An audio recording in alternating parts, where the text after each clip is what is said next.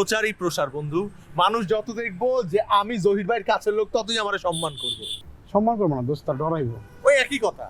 আচ্ছা আমার একটা কথা কবি, এই যে তুই যত তেলবাজি করস, হ্যাঁ এই তেলবাজি কত লাভটা কি? শোন, এখানে অনেক লাভ আছে। উপরে উঠার সব থেকে সহজ এবং উত্তম পন্থা হইতেছে তেলবাজি। আর আমি এই জিনিসটা ভালো পারি, আমি এটা সুবিধা নিব না কেন? বন্ধুদের কোনো সিস্টেম না, তুই তোর যোগ্যতা দিয়ে এই জায়গায় আয়।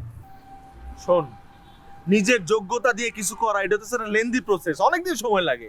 কারণ আমি যদি তেলবাজি দিয়ে এটা খুব শর্টকাটের মধ্যে পাই যাই, তাহলে আমার এডি করার কি দরকার?